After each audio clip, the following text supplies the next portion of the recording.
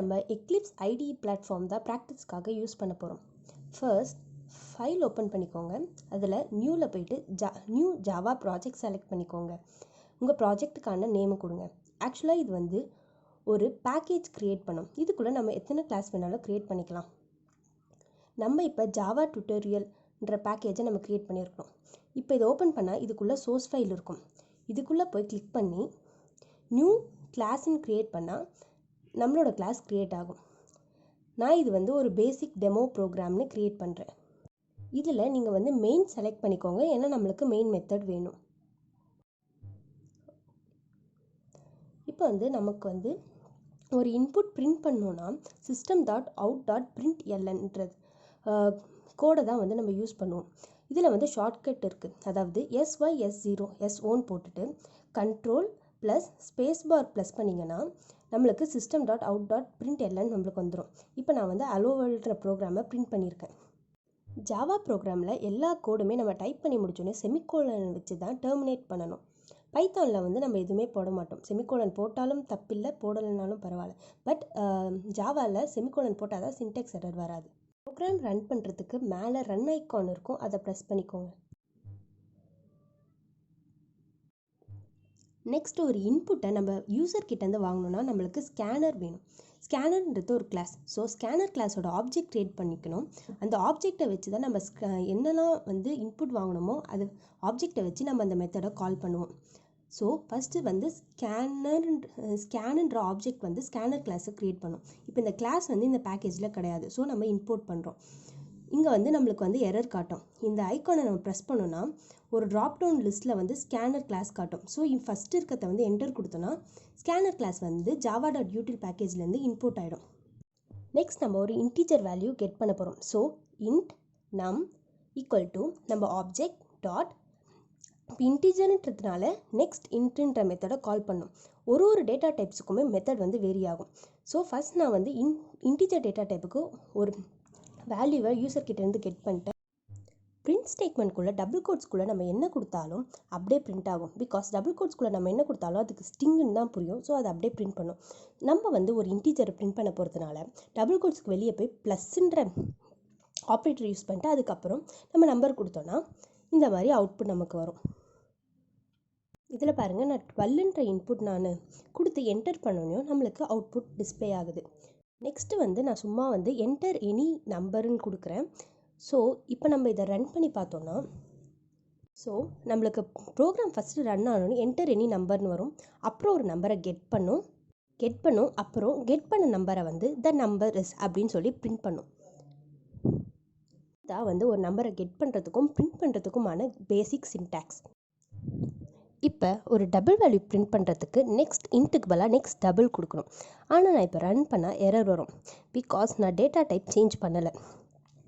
So இப்போ வந்து எப்படி கொடுக்கணுன்னா டபுள் நம் ஸ்கேன் டாட் நெக்ஸ்ட் டபுள் இப்படின்னு கொடுத்தா நமக்கு எரர் வராது.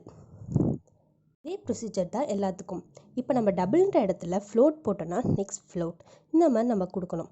கேரக்டருன்ற டேட்டா டைப் ஸ்டிங்கில் கிடையாது. ஓகேவா? இப்போ நம்ம வந்து டபுள் நம் கொடுத்துருக்கோம். ஸோ ஒரு டபுள் வேல்யூ என்டர் பண்ணுறோம். நம்மளுக்கு அவுட்புட்டும் வந்து டபுள் வேல்யூவே வந்து பிரிண்ட் ஆகுது. ஸோ நெக்ஸ்ட் நம்ம வந்து ஒரு ஸ்டிங் வேல்யூ எப்படி பிரிண்ட் பண்ணுறதுன்னு பார்ப்போம். இப்போ வந்து நம்ம ஸ்டிங் நம்முன்னு கொடுத்தோன்னா நெக்ஸ்ட்டு ஸ்டிங்குன்னு நம்ம நினைப்போம். பட் அது கிடையாது. நம்ம வந்து வெறும் நெக்ஸ்ட் அப்படின்னு மட்டும் கொடுக்கணும். இப்போ நம்ம நெக்ஸ்ட்டு மட்டும் கொடுத்தோன்னையும் எனி நம்பர் கேட்டு 12 நம்ம ஸ்ட்ரிங்கு கொடுக்கலான்னா கொடுக்கலாம். ஸ்ட்ரிங்கில் என்ன டிஜிட் வேணாலும் நம்ம கொடுக்கலாம். அது வந்து ஆல்ஃபபெட்ஸாக இருக்கலாம், நம்பர்ஸாக இருக்கலாம், டபுள் வேல்யூவாக இருக்கலாம், என்ன வேணாலும் நம்ம கொடுக்கலாம். ஸோ நான் வந்து என்டர் நேமுன்னு வந்து சேஞ்ச் பண்ணுறேன், சும்மா உங்கள் அண்டர்ஸ்டாண்டிங்காக. ஸோ இப்போ பார்த்தோன்னா 12. இப்போ நான் வந்து என்டர் எனி நம்பர், சாரி அது நேம் வரும், ராம் சாம் அப்படின்னு கொடுக்குறேன். பட் நம்மளுக்கு பிரிண்ட் ஆகும்போது த நேம் இஸ் ராம் அப்படின்னு தான் பிரிண்ட் ஆகும். ஏன் நம்மளுக்கு வெறும் ராம் மட்டும் தான் பிரிண்ட் ஆகுது, சாம் பிரிண்ட் ஆகலைன்னா நமக்கு ஸ்பேஸுக்கு அப்புறம் இருக்கிற என்ன வேல்யூவே வந்து கெட் ஆகலை. ஸோ அதனால தான் வந்து நம்மளுக்கு ராம் மட்டும் பிரிண்ட் ஆகுது. அப்போ ஸ்பேஸோடு இருக்கிற ஒரு ஸ்ட்ரிங்கை நம்ம கெட் பண்ணணும்னா நம்ம நெக்ஸ்ட் லைன் அப்படின்ற கோடை நம்ம யூஸ் பண்ணணும். ஸ்கேன் டாட் நெக்ஸ்ட் லைன் இப்படி நம்ம கொடுக்கும் போது இப்போ ஸ்பேஸோடு இருக்கிற ஒரு ஸ்ட்ரிங் கொடுத்தாலும் அது அப்படியே கெட் ஆகி பிரிண்ட் ஆகும். நம்ம பார்த்தா தெரியும். நெக்ஸ்ட் நம்ம ஒரு அரித்மெட்டிக் ஆப்ரேஷன் எப்படி பண்ணுறதுன்னு பார்ப்போம்.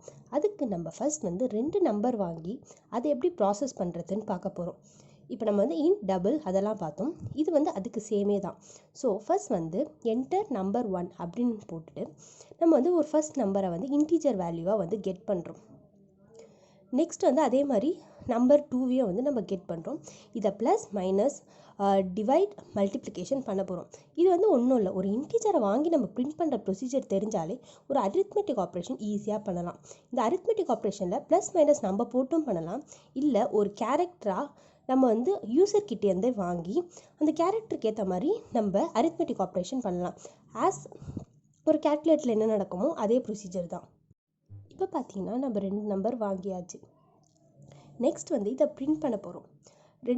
இப்போ வந்து நம்1 நம்2 வந்து ப்ளஸ் பண்ணி அதை இன்னொரு இன்டீஜரில் நம்ம சேவ் பண்ணியும் யூஸ் பண்ணலாம், இல்லைனா டேரெக்டாகவே பிரிண்ட் பண்ணலாம். நான் டேரெக்டாகவே பிரிண்ட் பண்ண போகிறேன்.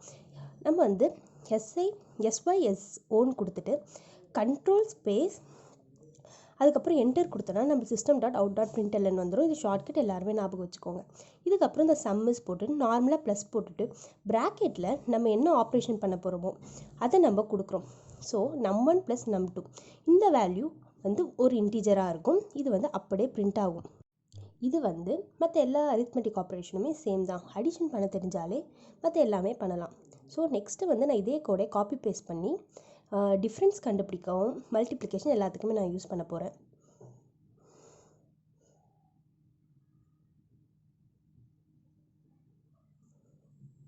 இப்போ வந்து நம்ம டிஃப்ரென்ஸ் கண்டுபிடிச்சாச்சு. நெக்ஸ்ட் ப்ராடக்ட் கண்டுபிடிக்க போகிறோம். அதுக்கு நம்ம வந்து நம்1 இன்ட்டு நம்2 போடுறோம். நெக்ஸ்ட்டு இதே மாதிரியே வந்து நம்ம கோஷன் கண்டுபிடிக்க போகிறோம். கோஷன்னா ஒன்றும் இல்லைங்க, நம்பர் 1 நார்மலாக டிவைடட் பை நம்பர் 2 அப்படின்னு போட்டால் அது வந்து நம்மளுக்கு கோஷன்ட்டை தான் தரும். ஃபார் எக்ஸாம்பிள் 12 டிவைடட் பை 3ன்னு போட்டால் ஆன்சர் வந்து நம்மளுக்கு 4 வரும். அதான் வந்து கோஷன்ட். நெக்ஸ்ட்டு வந்து ரிமைண்டர். நம்ம ரிமைண்டர் கண்டுபிடிக்கணுன்னா அதுக்கு மாட் ஃபங்க்ஷன் யூஸ் பண்ணணும்.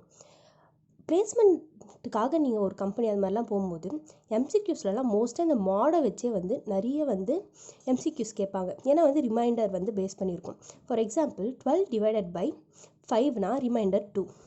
ஃபார் எக்ஸாம்பிள் நான் இப்போ வந்து நம்1 நம்2 12 2 கொடுக்குறேன். ஸோ நம்ம வந்து இப்போ ஆன்சர்ஸ் பார்க்கலாம். சம் வந்து 14 வரும், டிஃப்ரென்ஸ் 10, ப்ராடக்ட் கோஷன் ரிமைண்டர் வந்து 0 வரும். ஏன்னா 12 டிவைடட் பை 2 நமக்கு மாட் வேல்யூ 0 வரும். இப்போ நம்ம இன்புட்டை சேஞ்ச் பண்ணால் அதுக்கேற்ற மாதிரி வரும். இது வந்து ஒரு பேசிக் அரித்மெட்டிக் ஆப்ரேஷன் ஜாவாவில். நான் ஏன் இந்த ப்ரோக்ராம் எடுத்து இது பண்ணுறேன்னா நமக்கு சின்டாக்ஸ்லாம் தெரியறதுக்காக. ஒரு பிரிண்ட் பண்ணும்போது ஒரு இன்டீஜர் வேல்யூ எப்படி கொடுக்கணும், அதுக்கப்புறம் எப்படி நம்ம ஸ்கேன் பண்ணோம், இந்த மாதிரி பேசிக் திங்ஸ்லாம் நான் இதில் கவர் பண்ணுறேன். இதோட இந்த வீடியோ முடியுதுங்க. இது வரைக்கும் வீடியோ பார்த்துருக்கவங்க எல்லாருக்குமே ஒரு பெரிய ஆட்ஸ் ஆஃப். பிகாஸ் எல்லாருமே யூடியூப் சோஷியல் மீடியா எல்லாத்தையுமே வந்து YouTube is also social media ஒரு என்டர்டெயின்மெண்ட் பர்பஸ்க்காக யூஸ் பண்ணிகிட்டு இருக்கேன். இந்த டைம்லேயும் நீங்கள் வந்து ஒரு ஸ்கில்லை டெவலப் பண்ணுறதுக்காக யூஸ் பண்ணுறீங்க. ஸோ உங்கள் எல்லாருக்குமே ஒரு பெரிய ஆட்ஸ் ஆஃப். நீங்கள் தான் mass developers. From my point of view, programming is all about practicing. So நீங்கள் ஒரு ப்ரோக்ராமிங்கை வந்து புக்கில் படித்தாலோ இல்லை ஒருத்தங்க சொல்லி கொடுத்து நீங்கள் கவனித்தாலும் உங்களுக்கு வெறும் ஒரு 10 to 20% தாங்க புரியும். மிச்ச 80% உங்களுக்கு வேணும்னா நீங்கள் ப்ராக்டிஸ் பண்ணி தாங்க ஆகணும். ஸோ இப்போ நம்ம ஜாவாக்கு எக்லிப்ஸ் ஐடிஇ சாஃப்ட்வேர் டவுன்லோட் பண்ணிக்கோங்க. இதுக்கு நான் தனியாக ஒரு வீடியோ போடுறேன். ஸோ அதை ஃபாலோ பண்ணி இந்த சாஃப்ட்வேர் டவுன்லோட் பண்ணி ப்ராக்டிஸ் பண்ண ஸ்டார்ட் பண்ணுங்கள். நெட்டில் லட்சக்கணக்கான ப்ரோக்ராம் கொட்டி கிடக்குது. சும்மா ஒரு நாளைக்கு ஒரு 2 ப்ரோக்ராம் எடுத்தாலே ஒரு டைம் பாஸ் மாதிரி சால்வ் பண்ணாலே உங்களுக்கு நாலேஜ் செம்மையாக வளரும்.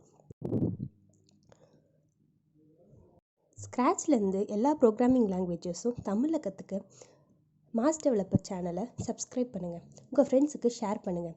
Coding is easy.